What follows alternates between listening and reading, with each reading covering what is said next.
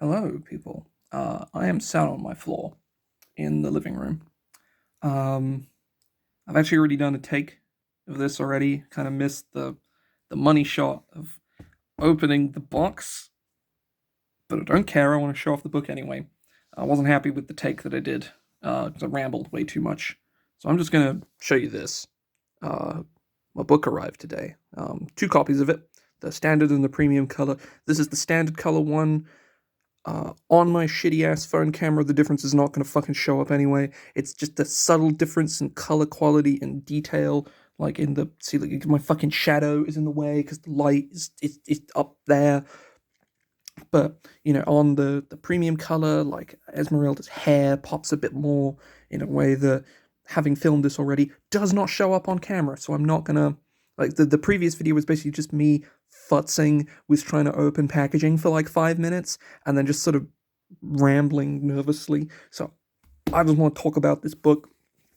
It is here. Fun fact: they have printers in Milton Keynes. It got shipped today. Christian probably would have waited another couple of weeks for this thing to show up, and I got it basically the second it was done. Or the day it was done, at the very least, or the day after. I don't know. They shipped it today, either way. This is my book. That's me. That's my name. It's there. It's Way Hill, not Hill, not Whale. Like, get it, fucking get it right. No, I don't care that much. I find it very funny when people think it's German. It's like, it's not German. Yeah, it's the inside cover. There's me logo. There's Christian's. There's me. There's Christian. Mostly just I want to do like thanks to these people. Cause like first up, look at this fucking cover, man. It's so fucking pretty. It looks so good. Hang on, I can flip it over on the back. This cover is my phone wallpaper. Has been for a couple months now. And just like, man, it looks so fucking sick. Bad Moon Art worth every penny. They are so good over there. Absolutely incredible. Very much. Christian has worked with them before, and he was very glad he recommended them to me, and I'm very glad I was in a position where I could afford them. But yeah, we've got like obviously like Christian. Huge thanks for publishing 3 of my fucking books. Like this is the culmination of 2 books I wrote before that were only available in digital. Taking those books, putting them together, adding new content, like convincing him to put down the money to let me add more content and spend more time making the books way better. Very glad he let me do that.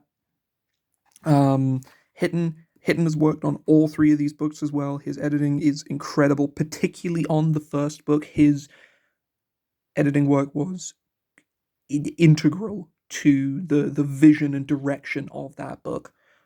He made a lot of cuts I was very resistant to making, and a lot of changes that I never would have thought to have made that make particularly the first book, but still very much the second and the final version here, as good as they are. I would not be half as happy with any of these books without him. He is fantastic. I've had a lot of bad experiences working with editors before, and Hitton is very much the opposite. It's fantastic to work with. Stephanie did the layout for this book and the previous De Avenir's pocketbook to Ravenloft, and she's been great to work with as well. She's like pretty speedy with how she works. Certainly there was an issue towards the end of the production where there was like where there was a couple bits missing from the from like the print version, and we sort of scramble together and fix it inside like a week, which was very nice. Phil, like very much like Phil, I have never worked in Pod myself before. Like I've done work on books with Pod. I've sorted layout templates for Pod documents before. I've had input on Pod before, but I've never, been the person. It's never been my book. And Phil did a fantastic job. He was very patient with me because I didn't really know what I was doing. I very much appreciate that. He's fantastic to work with. And AJ, As always, there's some really great art in here. You can also kind of see, because this book has art from like 2 years ago in it. You can kind of see AJ's like if you know the deep cut and which parts of the book are older than which, you can kind of see a sort of out of sequence progression of her art going from sort of being like pretty good to being like, oh, this is real fucking good. Like the yeah, like we're working with her for years now, and watching her like grow as an artist, from being like a very talented young artist to just being just a really good artist has been like a really cool thing to experience at the degree that I have. She's probably drawn 100+ pieces for me over the last sort of 3 or 4 years, and they've just been getting progressively better and better over time. But enough talking about people. I want to show off this fucking book. I'm not going to try and make this too long. I've already rambled for like 6 minutes, and I want to, not have to film this the third time. It's the contents. Everybody likes the contents because they get a sense for what's in the book. So content-wise, we got lineages. There's 4 of them. 2 are new to this book. The other 2 were available in the previous ones. The subclasses, much the same story here, except there's 6 of them, 2 new ones, and the 4 were spread across the other 2 books. The new ones is the Stitcher Artificer, which has one of the hardest abilities to template I've ever designed. But it's fucking sick. And Dread Knight, which is one of the most mechanically sweet as hell. Like, it makes me want to play a fighter, which is that takes a lot. As someone who is playing a fighter right now and finds it kind of drab and have specifically multiclassed out of being a fighter, can confirm. Convincing me to play a fighter, that's an ask. And then, yeah, these old ones, Path of the Witchblood, I've got someone playing that in my home game at the moment. Actually, my sister is playing it in my home game, my Curse of Strahd game. I'm running tonight, actually. Path of the Witchblood is one of my favorite things I've ever designed. Just for premise and spectacle alone, I just think it's really cool. And then, yeah, we have the domains. So there are the 10 domains from the original 2 books and 2 new ones. The 2 new ones are over here, Requiem and Winterhall, and the rest of these, like, I'm going to talk more like about like this book in the run-up to release, which I'll also talk about in a minute. But man, these fucking domains, these really sort of like 2 years worth of like growing writing experience. Writing these books has been probably the biggest, most significant writing endeavor I think I've ever undertaken. Not just in the sense of skies. I wanted to say scale and size, and I said skies. Both. You know what? Fuck it. In the sense of skies, it's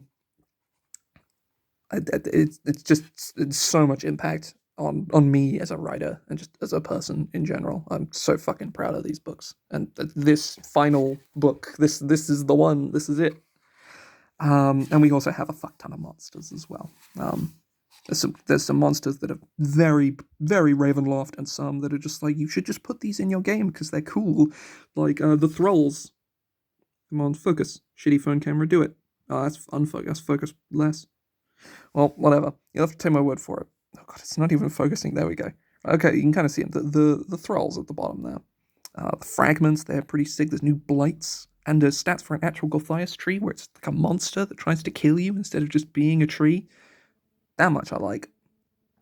Yeah, we got Living Curses. They're pretty scary. The Producers, man, I fucking love the Producers, man. They're from Gowl, which is easily, I think, my favorite domains. I'm gonna Gowl, Dutron, Shaeless, and Skall. There's also a good pronunciation guide for you all. It Shaeless and Skall. This is a Scottish word. This is, I believe, Latin. But yeah, you can see like the player options. You can be an Arcano blood. You can have like magic in your veins, in sort of like a sorcerer way, but in more unethical science. You can be a lichen. and be a werewolf and it not be super overpowered and horrible and something that no DM should ever do. You can actually just be a cool werewolf. Look at that. Shape changer. You can be a shape changer. There's the shade, the warped. The warped are one of the new ones. They're good fun. You get to have aberrant mutations. Choose 2 from this big old list of stuff. You can telepathic. You can have an alien mind. You can have all of this other crap. It's pretty sweet.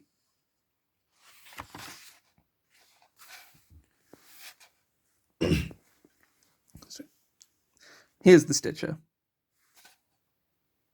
This ability here, Splice Meister, you get to take abilities from monsters and put them on your guy.